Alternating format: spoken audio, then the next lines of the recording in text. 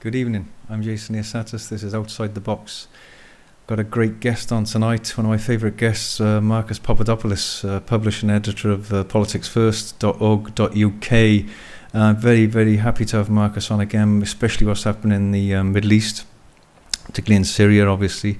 And very exciting times, really, I think, because with what's going on there, it's just incredible, And I was just looking at the beginning of my show coming on there, the titles, and what it says: ethics, morals, empathy, truth. And what we're seeing now is what in the Middle East is what can happen if you actually don't have them anymore. So thanks for coming on the show, Marcus. Really appreciate it. No, thanks for having me, Jason. Every time I receive an email from yourself inviting me to be on your wonderful show, it always puts a smile on my face, because I always know that we will have a real grounded, informed, intelligent and mature discussion. So it's for me, it's a privilege and honour to be on your show. And as I said, I always love it when I see in my inbox an email from you inviting me to be on your show. So thank you for giving me the opportunity. Oh, what a lovely thing to say. Thank you, Marcus, very much. And I think we're in very interesting times now, and I think what's happening in the Middle East is just showing us what can happen. Like I say, if you don't have morals and everything, we're going to talk about a few things here tonight about Erdogan, and his openly psychopathic tendencies and behaviour, and what a threat that can be, and what threat that is to humanity. Actually, people don't understand that, and I want you to tell them about it. And then we've got Washington. Almost also psychopathic, quite imbalanced as well, but almost more overtly, covertly, and which is even more dangerous, I think. And we've got these people just saying crazy things, almost like schizophrenic psychopaths, hell bent on achieving their delusions. We've got the cessation of, we've got the ceasefire now. I wanted to talk about that just to open up the discussion here. I just wrote a few things down earlier on. I was listening earlier on, and he was talking about the guy in the press conference, talking about the cessation of hostilities. He kept saying the cessation of hostilities, but then he was saying does not apply to our ongoing efforts. We will continue unabated, with our work in Syria. Our work in Syria. They've got the audacity to call it work, How about murdering and slaughtering and creating a trajectory of madness with refugees vomiting out of there? It's incredible, and the partition. I want to talk about the partition. They were saying Plan B about Plan B. They don't want Plan A, obviously. They don't want a ceasefire. They want chaos and fighting and madness, and that's why they're arming the people. When I was on RT some time ago, I was saying that it's very clean. It's cheaper. They haven't got blood on their hands. Arm other people, get them to do your dirty work, and when all the chaos has died down, then you go in and, like they said, they want to partition it. And Moscow's perplexed. I just jotted it down here. They're perplexed because they're dealing with control freaks and megalomaniacs. Yeah. That's why they are megalomaniacs. There's no doubt about it. And no wonder, Moscow's so shocked. But anyway, the ceasefire, the truce, airstrikes are continuing. Marcus, get us up to date. It's a horrendous situation that the world finds itself in regard to the Syrian conflict. And, let's keep on making the point, let's keep on telling the truth, Jason, that we are in this situation today in Syria because of outside interference, because the West, led by the United States and its regional allies, Turkey, Saudi Arabia and Qatar, saw an opportunity in Syria to overthrow the Syrian government, to overthrow President Assad, to destroy the Syrian state, in order to end Russian power and influence in the Middle East, in order to end Iranian power and influence in the Middle East, and to take away Israel's archenemy in the Middle East, which of course is Syria. So it's so important to keep on reiterating that point. It is not it is not because there's a Shia Sunni conflict. Division in Syria. It's not because of that. Of course, everyone knows in the Muslim world there's a division between Sunnis and Shias, But let's not forget that President Assad's wife is Sunni. You know, if he hated Sunnis, as the West portrays him to, why would he marry one? Most of the Syrian army, the soldiers, are Sunnis. Most of the Syrian high command are Sunnis. So what on earth is the West talking about when it says that President Assad and the Syrian army are committing genocide against the Sunnis? Really? I mean, you know, if that's the case, we could draw hypothetically a comparison. You know, it's so bizarre what they're saying. It's untrue. You know, why would President Assad marry someone from a religious group who he hates and who he wants to see killed? Why would he have children with that woman? I mean, that's what it comes down to, but you're not hearing that in Western media. So, you know, sorry, Jason, I went on a tangent, but my point is that... No, it's good. People need to hear that, Marcus. Yeah, you know, we've got to be told that it's a game of chess that the West is playing against Russia in Syria, and President Assad in the Syrian state is not anti-Sunni. There's been an agreement since the 1960s in Syria whereby the Alawites would be responsible for the politics in Syria, and the Sunnis would be responsible for the business. The Sunnis generally specialise in business and trade, and the Alawites, they specialise in politics. So it's been an unofficial, informal agreement since the 1960s. But no, the conflict is due to Western interference and the interference of the West's allies in the region. Now, in regard to the talks of a ceasefire, well, of course, I want to see a ceasefire in Syria. I loathe war. I loathe what comes with war. It's you know, it's one of the most sinister reflections of mankind. War is. But this is the reality. There is only one solution, unfortunately, to the Syrian conflict, and that is a military solution. And it pains me to have to say that, but there is no other choice. The Syrian and Russian militaries and the Iranian military have no choice but to keep on fighting and pressing ahead. Why? Because the West and its allies, Turkey, Saudi Arabia and Qatar, are continuing to support terrorists in Syria. They're continuing to support terrorists in Syria with weapons, with money, with training. So how on earth can there be a ceasefire when the West and its allies are continuing to provide support to the terrorists? It's not going to work. The ceasefire is not going to work. To me, this is how a ceasefire would work. For the West and its regional allies to end all forms of support to the terrorists in Syria, for Turkey to seal its border with Syria, for Turkey to seal its border with Syria 100%, to no longer allow Islamists and jihadists to cross from Turkey into Syria, for Erdogan to end his business dealings with ISIS, i.e. buying oil from ISIS, and for the terrorist training camps in Turkey to be closed down. Yeah, hypothetically speaking, theoretically speaking, if that happened, then yeah, a ceasefire could work. But that's not going to happen. The Russian government have been saying recently that Turkey is continuing to send Islamists and jihadists into Syria.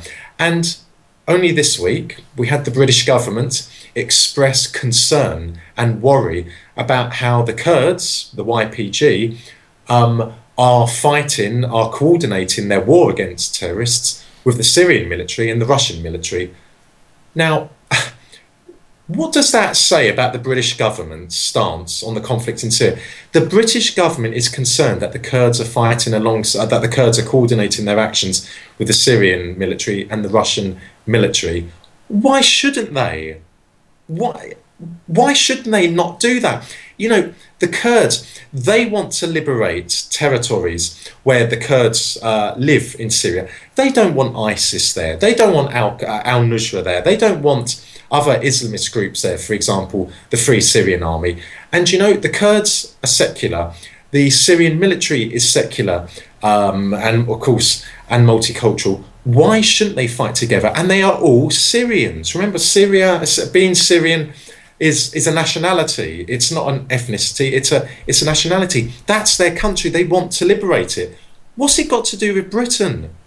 If the Kurds, the YPG, are fighting alongside the Syrian military and the Russian military, why shouldn't they do that? They're fighting against groups which are, in my opinion, naked evil, backed up by the West, backed up by Turkey, Saudi Arabia and Qatar. It's actually got nothing to do with Britain. It's not British territory that the Kurds are fighting to regain. It's Syrian territory. It's their territory. But the fact, Jason, that Britain is expressing concern over how the YPG are working alongside the Russian military and the Syrian military really shows that Britain's support for terrorists in Syria is not going to end. America's support for terrorists in Syria is not going to end. And Turkish support, Saudi support and Qatari support, it's not going to end.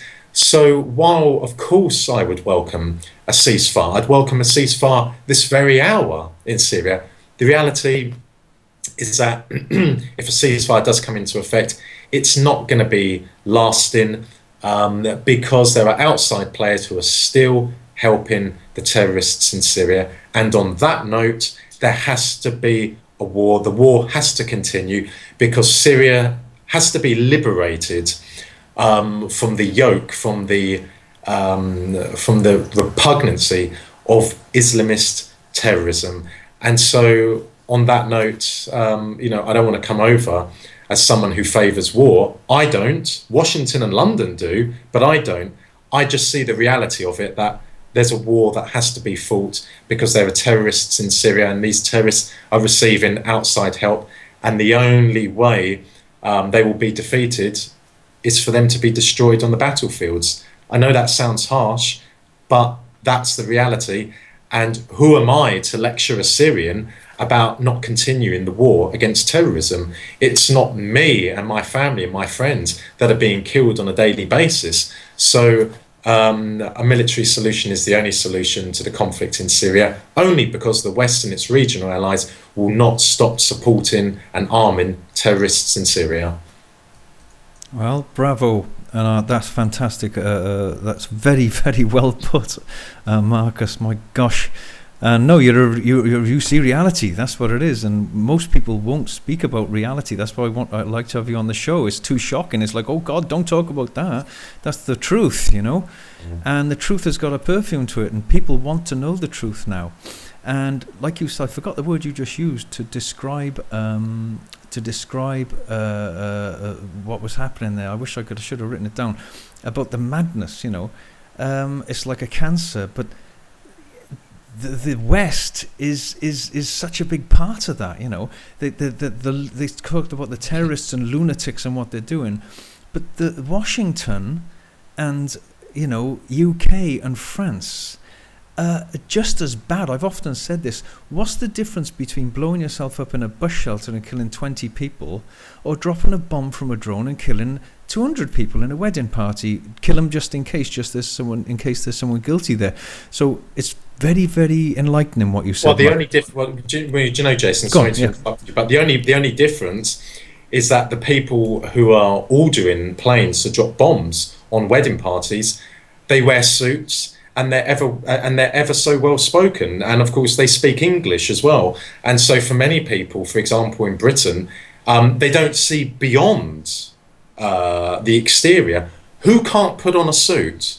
Who can't have a public school education and speak ever so nicely? But that's just an exterior. That's just an outside appearance. The reality is that if you order a plane to bomb, for example, a wedding party, that makes you a murderer. It makes you no different to any other sort of murderer in this world. Just because someone wears a suit and speaks well, and if you're American and British, you speak English, that doesn't mean anything whatsoever. But unfortunately, people in Britain, for example, they don't see beyond that. They seem to think, well, he's wearing a suit, he speaks well, He's got good qualifications. I think we need to back him. No. Suits are just a bit of material. It's the actions of people that we should be judging them against. Bloody well said, Marcus. And again, back to this. I'm not supporting the terrorist people who are literally gone bonkers. Let's be honest. If you can cut someone's head off and you think you're going to go to God, we got a real problem here. Believe me. And it hasn't all been done by the West. I'm not saying that, but again, back to what I said. I've got to say it again. I want people to hear this. You see someone cutting someone's head off on television. Oh my God, I can't watch that. But how about all the blood-stained streets with corpses and mutilated bodies around from the NATO bombing with Cameron giving the orders to kill the Queen, Washington. It's unbelievable, it's unbelievable. But I'd have more respect for them if they were on the front line, with the tin hat on, leading the charge, but they get other poor people to do their filthy, dirty work. I was in the cinema once, and there was an advert for to join the army, and my partner, my wife, she shouted out, "Let those who start it fight it," and I thought, what cowards! But I mean, it is a mad asylum there now, and it's disturbing to hear what you're saying, Marcus, but also enlightening, because what you're saying is pretty much true. How is it going to end? If they keep funding them, the West isn't going to back off. This is what worries me. It's not going to back off. It's a huge egomaniac, like a Frankenstein's monster. It's got a terrible momentum. I'm not saying Putin is squeaky clean. I'm not saying anything about anybody, but all I do know is that Washington's got a momentum. They're like a Frankenstein's monster, and they're not going to stop. So, and what the audacity to say they want Assad out? People can't see the other side. They can't imagine Assad saying, "I want you out of Washington." It's insanity. It's insanity. It's insanity. It's audacity, and it's extraordinary arrogance as well. Let's not forget, Jason. We both live in Britain. British prime ministers, on average, when they win an election, they get 36, 37, 38% of the vote on average. Yeah. Now, that means most people in Britain have not voted for them to be Prime Minister. So perhaps leaders of other countries can turn around and say that, in this instance, David Cameron needs to be removed from power because most people in Britain do not want him there, because most people have not voted him there. So why not? Why not say that about him? But then you've got the other side of the coin. Who gives someone the right to start demonizing the leader of another country? Who gives people the right to start saying he or she has to leave power? I mean, it's incredible. What sort of world are we living in? Yep. Where we've got those sort of politicians who feel they can say what they want. They have got no moral compunctions whatsoever. And Marcus, what I would say to people is simply get a chart and rack up the atrocities done by either of them. Look what Assad's done, look what Bush has done, Obama's done, Cameron's done, Blair's done, Holland's done, Sarkozy's done. Let's look at what they've done. It'd be like comparing someone who kicks someone and slaps them to someone who's killed 1,000 people. Absolutely. It's bloody unbelievable, But obviously in the West we're bombarded every day with accusations against President Assad and the Syrian government and the Syrian army. Well, do you know something? You name me an army in the world that hasn't committed war crimes. I'm sorry, that's a reflection of human nature. Have soldiers in the Syrian army committed war crimes? Of course they have. Have the British army? Yes, they have. Let's not forget what they did in a part of Britain, Northern Ireland. The Catholics of Northern Ireland weren't treated as second-class citizens. They were treated as third-class citizens for decades. There were Protestant pogroms against the Catholics in Northern Ireland. And then in the 70s and the 80s, we had collusion between the British Army, the British intelligence services, and Protestant paramilitaries, which resulted in the assassinations of Catholics who were British citizens. So let's not hear anything about it that the Syrian army is committing crimes. You know, every army in the world has soldiers who commit crimes. That's not a reflection of the country. That's a reflection of human nature, unfortunately. And while we're on that point, let's have a look at the American military. The American military was responsible for 1 million Vietnamese people being killed. Well, how many American generals went to prison for that? And no apology to this day. No apology to this day. Exactly. No apology to this day. No remorse. And a false flag as well, like Iraq. No oil in Iraq. Same thing with Vietnam. Yeah, absolutely. So let's not forget 1 million Vietnamese people died because of the American military, and not one general is in prison. Not one officer is in prison. And as you say, no apology, no remorse, nothing whatsoever. So let's not listen to this nonsense any longer about Russia and Syria being the dark forces, and about the West being angelic countries who just love freedom, they love democracy, they love the rule of law, they love international law and the UN Charter. It is complete and utter drivel.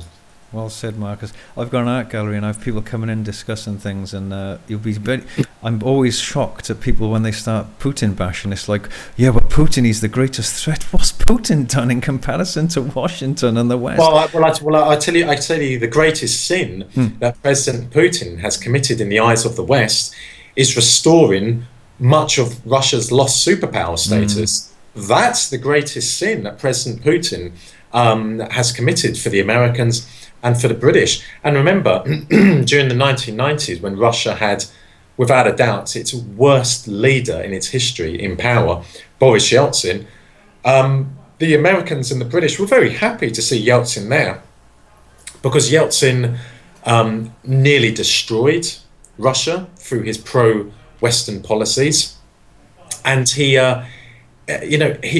put Russia at the hands of the West. Most notably by putting Russia on an IMF life support machine. So that's the sort of leader the Americans and the British would like to see in the Kremlin.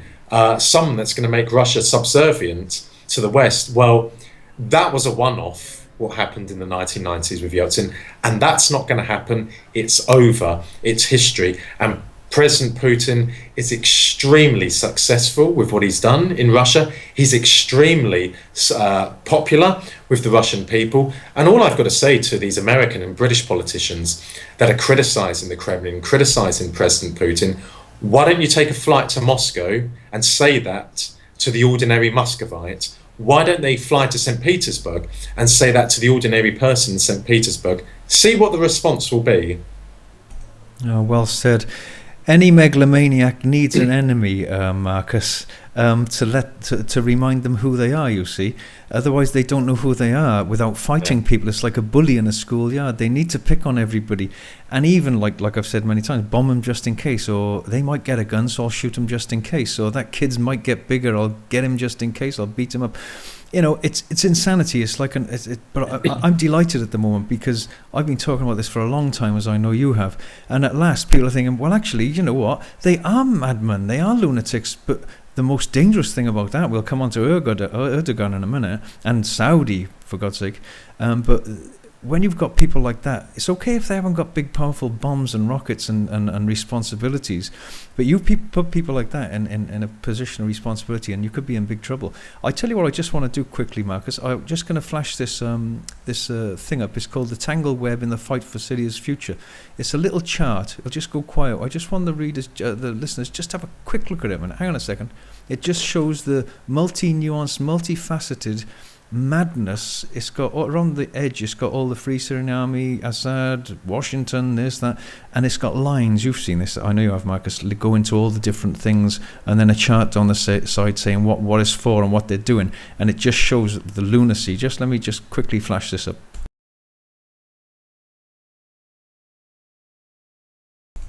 Just to give people an idea, of what's going on there. So let's come on. I want to just before we leave that sort of arena we've been in there, Marcus, quickly, because I can't ask you to predict everything here, because all bets are off, really, I think. But when you're talking about it's got to end in fighting, what worries me is what worries everyone else. Washington won't back off. That's why they've got Plan B now. It's almost like they're making Plan B. Well, they want Plan A to fail. They don't want a ceasefire. They want chaos. They want to cut the country up, divide and rule. They've done it again and again. But what worries me, Marcus, is the fact that they're not going to back off. They're control freaks. They won't be told what to do. And I almost see them, I think they'd almost blow themselves and everyone else up in the world to keep that going. What's your final thoughts on that point there? Where's I don't like the word end game. It's a horrible word. Yeah. But any clues? Look, I'm quietly optimistic that the conflict is going to be resolved in favour of international law and in favour of the UN Charter, by which I mean the Syrian government will be successful in this conflict. Right. And that's what anyone in the world who opposes terrorism, who supports the United Nations, who supports international law should want. I think that the Russian military, by having got involved in the conflict at the end on the 30th of September 2015, changed the course of the direction of the war, because what it meant was that Syria would be preserved. The Syrian state would be preserved. Syria's identity as the most progressive Arab country, as a multicultural, secular country, would be preserved, and that the Americans would be defeated in the long term, not straight away, but in the long term, and their allies would be defeated in the long term. Let's remind ourselves, Jason, about just how much land the Syrian army is liberating. They're doing unbelievably well. For 5 years, Jason, the Syrian army were fighting against terrorists who were supported by nearly 80 countries around the world. Nearly 80 countries. And the Syrian army did not stop fighting. And it's believed that 100,000 Syrian soldiers have died in the last 5 years, died fighting against Islamist terrorism backed by the West, backed by Turkey, backed by Saudi Arabia, backed by Qatar. The Syrian army should be lauded in the West by ordinary people. They should be praised. Naturally, the Syrian army last year was starting to lose territory. That's no surprise. When you're up against people who are backed by 80 countries in the world, you're going to start losing territory. And because Russia and Syria are historically and traditionally close friends and allies, the Russian government made the decision, enough is enough. We have to come to the aid of a friend and of an ally. And by doing so, the military campaign has been very, very successful in the north, in the south, in the west of the country, and it will continue to be successful. So, Jason, I'm quietly optimistic that Syria will be preserved, and that Syria and Russia will continue that close relationship. And in the long term, the Americans and their allies will be defeated in Syria, and the Americans will not have a foothold in Syria as they do in Iraq. Thank God. Someone's got to stand up to a bully, I did once, and it was very liberating. And I'm really glad that someone's going to stand up to him, and look at Putin in comparison to someone like John Kerry. It makes him look like the dunce of the universe, doesn't it? Let's be really honest with you, and that's really what we're dealing with. And what worries me is these people either need to be got rid of, kicked out of government completely, and have really ethical standards with government and with sanity. Because really, whatever they build on anything, and unless it's built on sanity and balance with someone with that power in positions of power, and without the responsibility and balance psychologically, then they're always going to be a horrible danger to the future of humanity. So somehow we've got to deal with that. And talking about insanity, we'll now go on to Erdogan.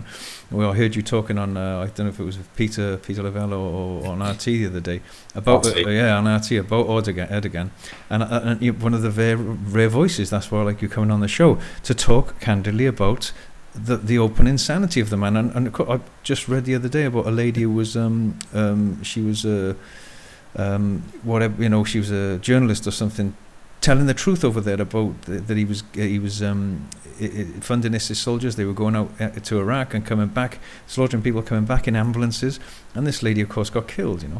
But so we've got to be careful with fear. We mustn't be fearful about speaking out about this stuff, because that's why it carries on, because people don't speak out about it. We're complicit if we don't. So talk about Erdogan. My gosh, that man. What people don't realise could destroy the planet, couldn't he? Literally, Well, all the accusations which have been made by the West against President Assad are completely unfounded. But if we take those allegations and apply them to Erdogan, they're completely founded. They're completely legitimate. Now, when I was on RT and made my view clear that I believe Erdogan is mentally unstable, in no way am I making a light note of mental ill health. Not at all. Far from it. I know of many people who suffer from mental conditions and mental illnesses, and it's. But don't put them in positions of power with nuclear bombs. Absolutely. Now that you see, this is where things change. Erdogan, in my opinion, is through his actions, through what he says, he's clearly mentally ill. He's clearly mentally unstable. He sees himself as a 21st century Ottoman leader. He has a messianic view of himself. He's a megalomaniac. He had built in Ankara a massive palace for himself. Sounds a bit like Netanyahu. Yeah, a massive palace for himself, built in the style of the Ottoman era, and also the Turkish soldiers who are on guard inside the palace and outside the palace are dressed in Ottoman era clothes. And Erdogan has established connections with countries which used to be a part of the Ottoman Empire, Libya, Egypt, for example, Iraq, and he likes to see himself as being the dominant outside force in those countries. He's praised Adolf Hitler before, let's not forget that. And so he is an unbelievably dangerous leader. And the sad thing, of course, for people in Syria, for example, is that he's been backed by the West. Now, of course, any Turkish leader is backed by the West. Ever since the end of the Second World War, the beginning of the Cold War, because Turkey was on the borders of the Soviet Union and on the borders of the Middle East, Turkey has been a staunch strategic ally and friend to the West, and the West has given Turkey a blank check to do what it wants in return for the West having influence in Turkey to keep an eye on Russians in the Middle East. And we can turn our focus to what happened in 1974 in Cyprus, when the West allowed Turkey to invade Cyprus, to invade the north, to ethnically cleanse 200,000 or so Greek Cypriots, for Turkey to start renaming towns and villages in northern Cyprus in Turkish names, for them to either destroy Greek churches or convert them into mosques, or to use them as warehouses, for them to destroy Greek cemeteries and use the gravestones either as tables or as pavements or as roundabouts. And I've been told as well by a very eminent, a very eminent British journalist, that there are RAF graves in Famagusta, and Famagusta is a beach resort in Cyprus, in the illegally occupied part of Cyprus, and there is an RAF cemetery there bearing the bodies of RAF servicemen who died in World War II. And the Turks have even destroyed that RAF cemetery. But the point is this, is that the Americans and the British allowed Turkey to invade, to partition the island, to illegally occupy a quarter of the island, all because Turkey is a strategic friend an ally to the West.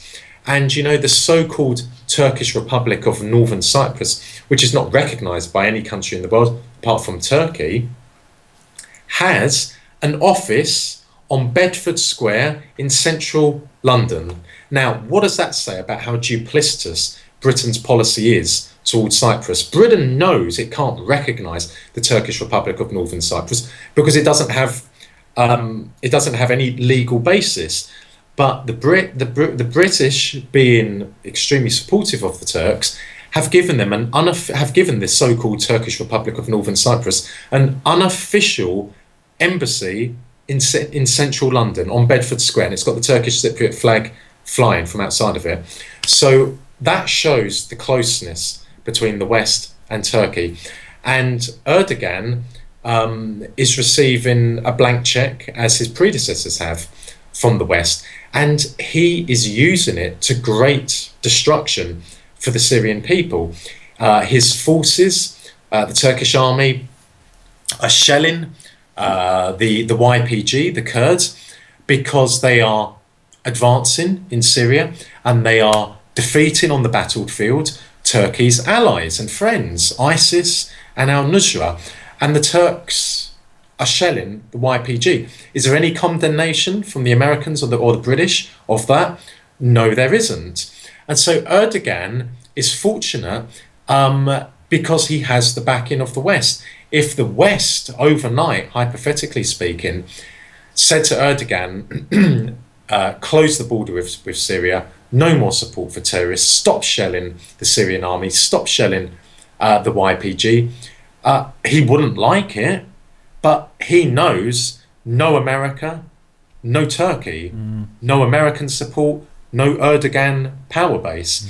So there are so many different issues at play here, so many different elements in the mix, which account for why Erdogan is so catastrophically disastrous, not just for Turkey, but ultimately for Syria. Well said, Marcus. That's brilliant. Yeah. Like I said before, what worries me is it's like such a mental asylum now. It's like going into an asylum and shouting "stop," you know, all get a grip of yourselves. It doesn't work like that. The mind, I've said it many times, Marcus, you know, the mind is the greatest threat to humanity, the human mind. And until people become psychologically stable, we can build any system we want and it will just crash again and again and again. And this is what we're seeing over there, this madness. And then you bring money into that and ethical compromises. Oh my God, you know, you've got a really sick place. Talking about Cyprus, someone told me that Kissinger, when they got to a certain point, Kissinger said, that's it, that'll do. That's just where we want it to stop, you know? And that was that.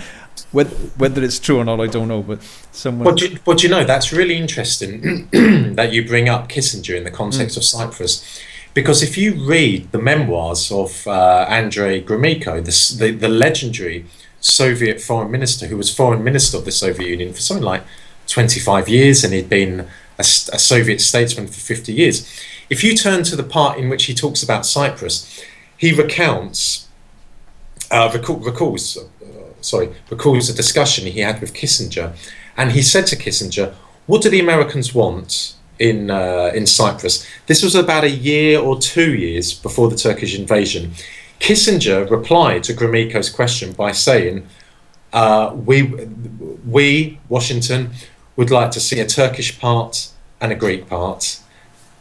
That says it all, doesn't it? Yep. A year or 2 years later, there was a Turkish invasion, and that's exactly what Gromyko said. So that's not me saying it.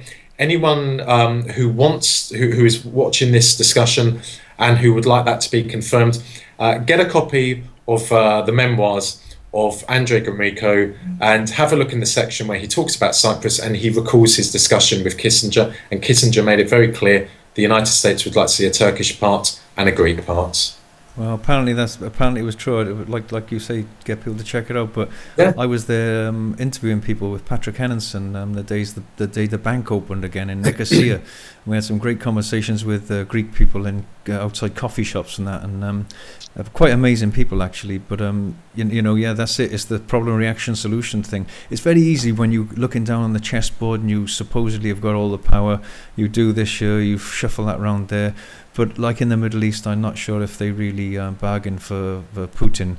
He's a judo expert, for God's sake. He's very clever. He's a very sharp guy. He's not a bungling idiot, is he? And like you said about the madness with Erdogan being mentally sick, openly mentally sick. It's a thing to say here, and people will probably think I'm being a bit radical here. But really, if you look at the actions of Washington and the people involved, I won't say any names, but the whole lot of them really in the higher echelons.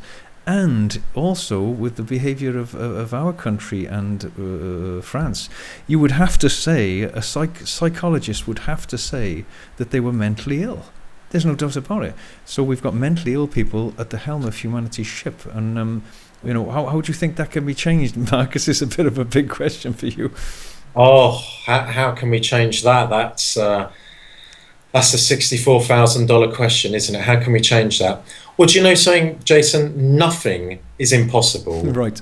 And that's got to be our guiding philosophy. Nothing is impossible. We know that people, for example, in Britain, are more informed today about what the West does in the world than they were, say, 10 years ago or 20 years ago. Yeah. That's progress. That's something. Yeah. And we've got to be happy about that, and we've got to talk about that. And we're in the era of the internet, of social media, and more people in Britain are going onto social media, going onto the internet, reading alternative news outlets, are watching programs like yourself in order to learn. Now, we're not expecting everyone in Britain overnight to see the reality of what, for example, the British government does in the world. But there's more people who are aware of it than there were 10 years ago. And that's good.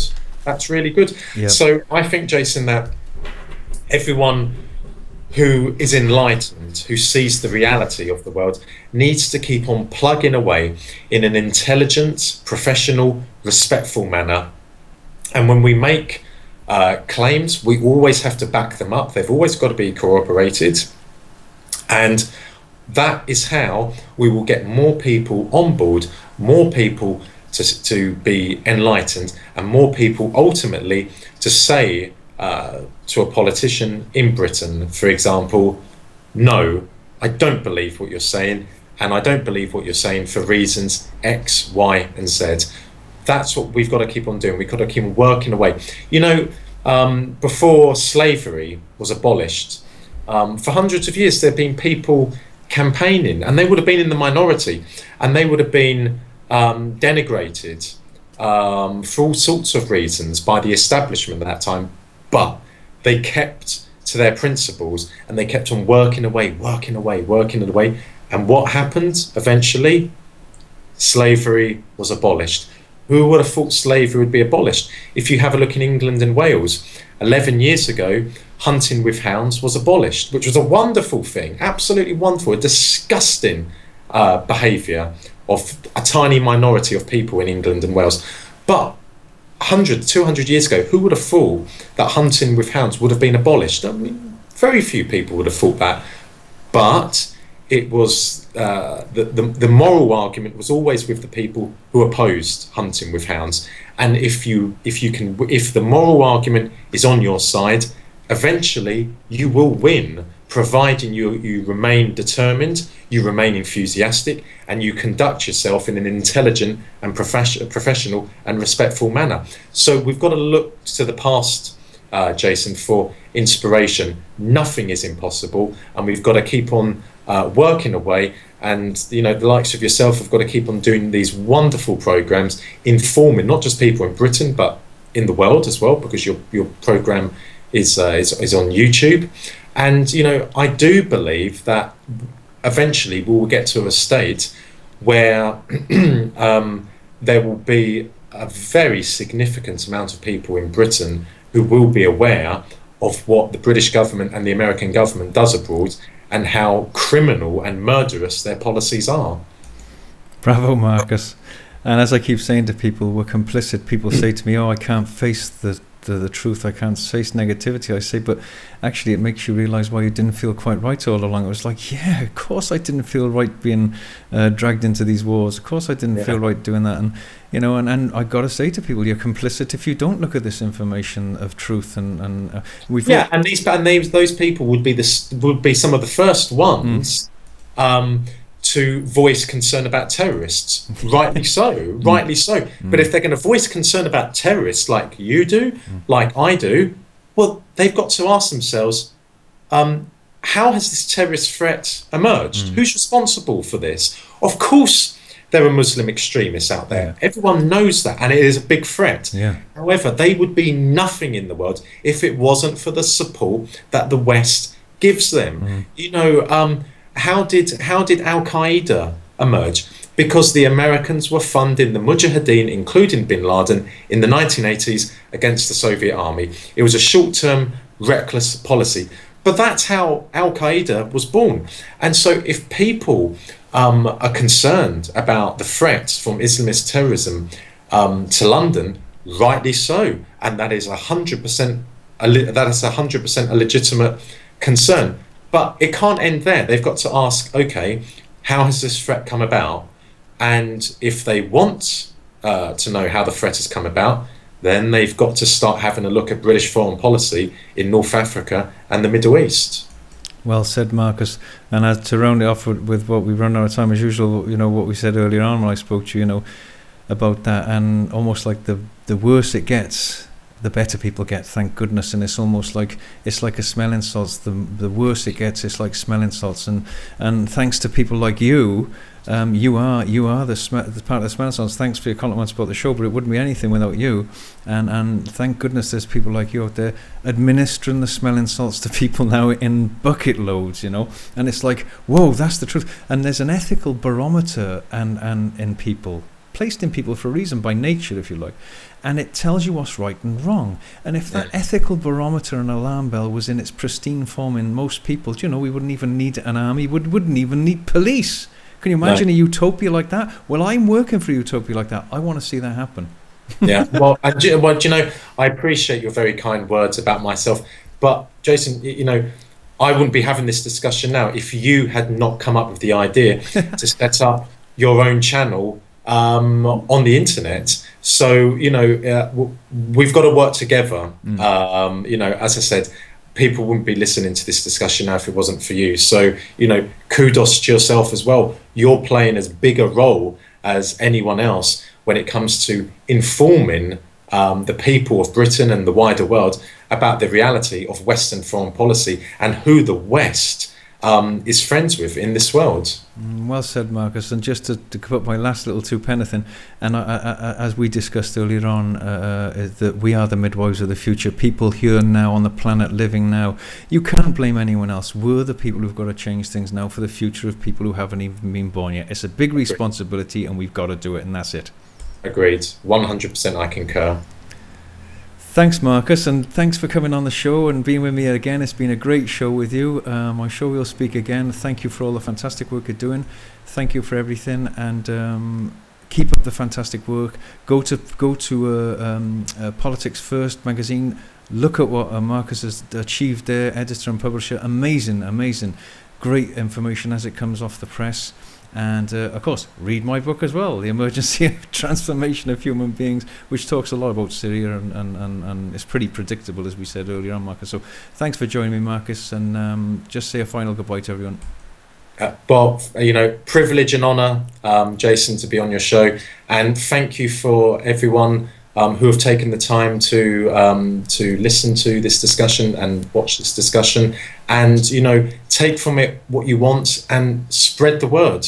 The more we talk, the more we communicate, the more we convey the reality, the more progress will be made. So thank you to you, Jason, and thank you to the people who are watching this program. Thanks, Marcus, and yes, thanks to everyone that's watching the program. Thank you very much. Do your bit. Let's all put our shoulders to the wheel to breathe anew world and planet and system into being. We can do it. I know we can. So thanks everyone for watching, and see you next time. Bye bye now.